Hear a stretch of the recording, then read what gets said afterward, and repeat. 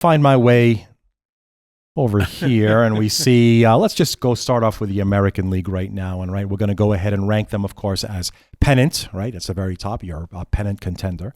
And then the playoffs, wild card will be next. And then feet shufflers. You're the franchises that you're probably not going to make the playoffs, maybe once every 10 years, maybe not. And then there's the TV revenue existence. Those that, like Nick said just a short while ago, teams that really aren't here for a championship. They're here for that really sweet TV deal. Mm-hmm. So in the American League, obviously, we could see the standings. We've got Baltimore at the top of the East. The Cleveland Guardians, who we talked about a few weeks ago, a buy-sell question there in the Central on top. And Seattle out in the West as division leaders. So those are who are up top in the AL. Randy, I'm going to go ahead and see if we could start off easy. Now, remember, different set of rules in baseball right now. We're actually looking at 12 teams, right? 6 from the AL and 6 from the NL. Soon it's going to be half the league like the NHL, but I digress. Who's here for TV revenue existence? Randy, Well, give me one, and Nick, you go ahead and share with another one. The Yankees.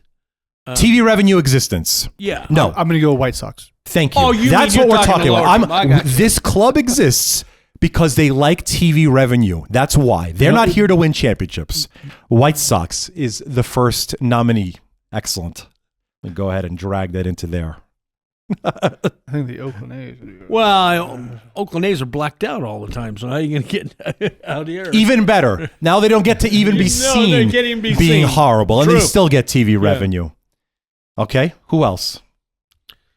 Detroit Tigers. Yeah. Let's go ahead. I could, for now, put them in there. That makes sense. Sure. You know what? I'm going to put the New York Mets into that. AL. We'll get to NL in a moment. Doing AL. Okay. Okay, so we've got the Chicago White Sox, the Oakland A's, Detroit Tigers. You exist for TV revenue. Who are the feet shufflers? Who are here to just say, you know what? Maybe we make the playoffs. Maybe we won't. Maybe we're just 500. Well, I would put the Seattle Mariners into that mix because, again, injuries are going to play a big thing in this game. But Seattle has some talent, some youth, and some veterans, and I think they can make a name. They can make it as a wild card team. They're not going to win the American League. All right, so they're not feet shufflers. I'm going to go ahead and bring them up to wild card then. Okay. Nick, tell me about some of these others here that I'm finding here. The Angels, the Shohei Ohtani less, and quite possibly not even Mike Trout Angels. I would put them in the feet shuffler mode. Definitely. Okay, so we've got a few that have already been put into pieces. We've got 1, 2, 3, 4, 5 of them already into position. How about some playoff contenders now? Playoff contenders, as I mentioned, Baltimore, Cleveland, and Seattle are all division winners, followed by the Yankees, the Minnesota Twins, and the Houston Astros. How many of those would you say are playoff contenders, wild card contenders, or maybe even pennant contenders? I like the Astros for the pennant.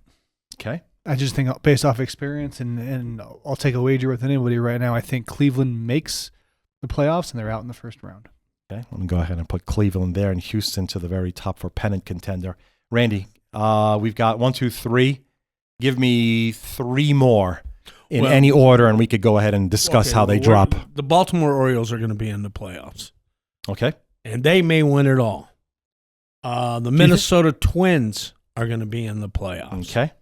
And then, believe it or not, my kind of sleeping pick, if you will, Houston's pitching staff just took another blow last night.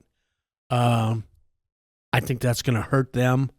I still think Texas Rangers are going to bounce back if they can get their pitching elements going. Okay. I actually have them jumping the Astros in the second half of the season. All right, so we could get 6. However, we've got an issue already. With Houston as a pennant contender, makes sense, right? We have playoff spots for Cleveland, Baltimore, and Minnesota. Wild card spots to Seattle and Texas. However, New York Yankees are right there for the wild card spot because, they're game out right? So forget about making a wild card, position here. They are That's a good actually point. Yeah. 7 games up in terms of who would get the first wild card spot. So Yankees got to go someplace. Even if we put him in the wild card, now, gentlemen, someone's got to go. Who's dropping into feet shuffler mode? Will it be Cleveland, Baltimore, Minnesota, Seattle, or Texas? I don't want to think that the Yankees are feet shufflers ever. So let's go ahead and just... You know what? You might want to rephrase that. You have 4 of the best players in Major League Baseball currently out for the Yankees. Okay. I don't know how long Soto's going to be out. Yeah, let's say he'll be back in September. I don't know. You've got a pitching staff that, oh my Lord, middle relief and closers.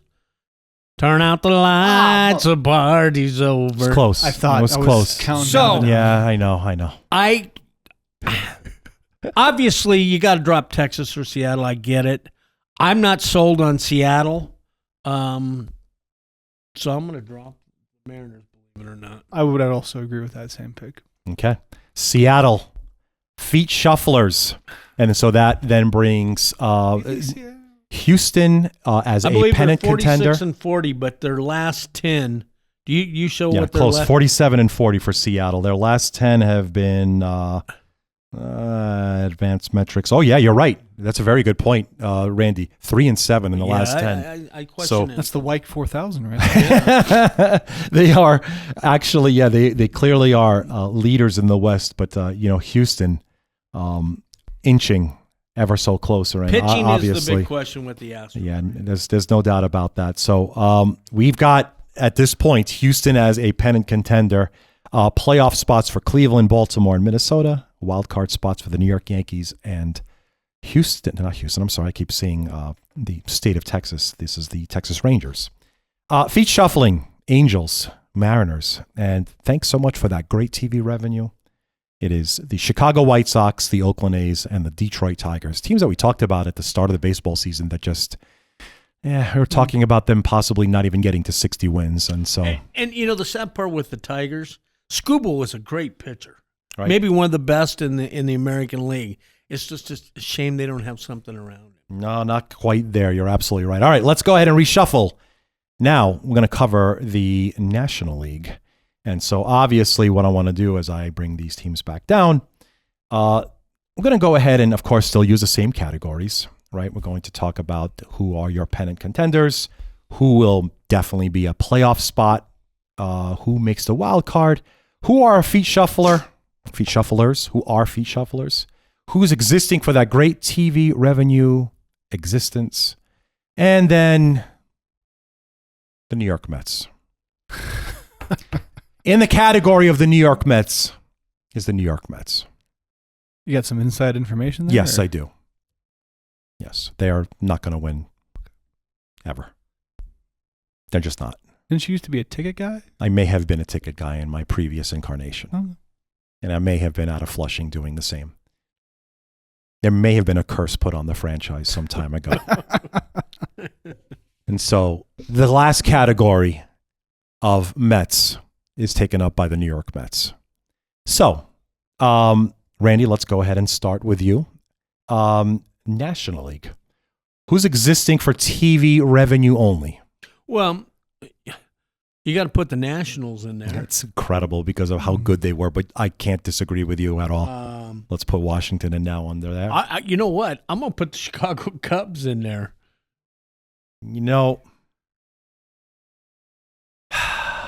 Okay, no, not my list. Not my list. Hold on. Chicago, you're absolutely right. Chicago I Cubs. think they're more feet shuffler. I'd put them more of a feet shuffler than a...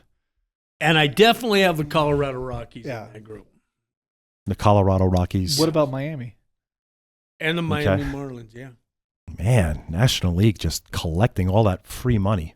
And you know what? You might want to put the San Francisco Giants. I could do that to my team, but I'm...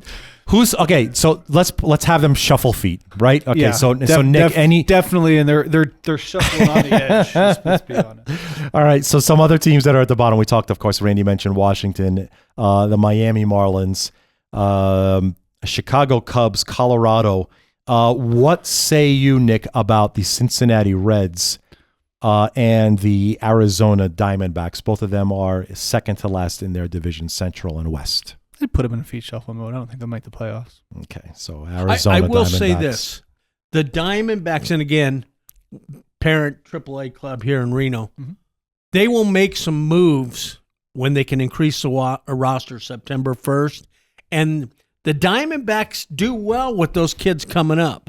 So, and some old-time veterans. So watch out for the Diamondbacks come September. I think it might be a little too This season? too little too Well, late, I though. think it'll be too late. Yes. But you may see them start winning more than they're losing. All right, so let's see Still not what we're making the left here. We got 1, 2, 3, 4, 5, 6, 7 teams. All right, let's start.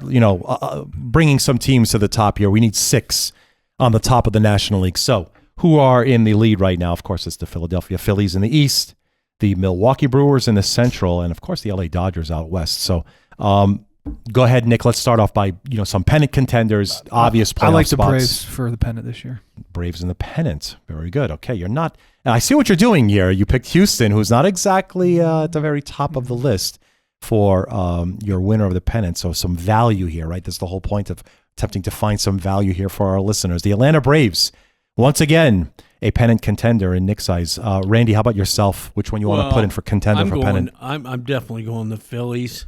Okay. They will make some trades at the trade deadline. Okay. Watch out for that. Obviously, the IR status with Schwarber, Hoskins, and Harper right now are a big question. But I like Nola. I like Suarez. Their pitching staff, to me, is better than the Dodgers right now.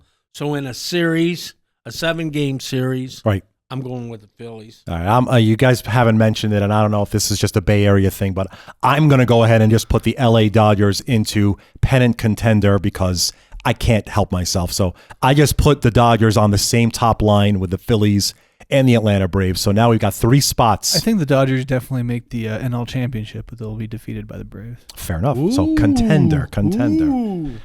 Some other teams that are in the mix for playoff spot and or wild card. I love Milwaukee. Okay. Well, obviously, yeah, they're the leaders of the Central now. So let's go ahead and put them in a playoff spot. Okay, that's 4. We got 2 more. Could we discuss possibly the Cardinals, or let's take a look at how we look at the standings from a wild card perspective. It's Atlanta at the very top right now. Cardinals right now are in the 2nd spot in the National League for a wild card spot. So unless you guys don't think that they're going to have the goods, how about San Diego? I was going to say San Diego should be up there. Okay, Definitely a wild card. at least a wild card. Very good. Randy, we're going to go ahead and have you make our last pick here for the National League. I'm going to go the Cardinals. Okay. I think San Diego, when they, again, come end of August, September, when they're playing everybody in their division, they're going to get beat up. Nick, I like your perspective on this fun little project here as we created tiers for the first time on the show. Yes, look, obviously there's teams that have raced way to the front and have been really, really fantastic just from a record standpoint, right? But a half season does not make the entirety of this whole entire, even though we're now at a, I want to say the halfway point. Right. Yeah, it's Dog just, days or here's, we've been talking about this all year long, and I think it's really come to fruition this last 2 weeks. Middle relief and closers right now are on the minds of every team that thinks they have a shot to get in the playoffs because they're horrible. And I just can't believe how many teams are, again, if you're betting, bet through 5 innings because teams are not holding leads. Players look like they have not seen a break-in ball since high school, and it's affecting the outcome. You talk Padres. If you watch the Padres game the other night, Cronenworth and Machado and even Tatis, right. It looked like they'd never seen a curveball.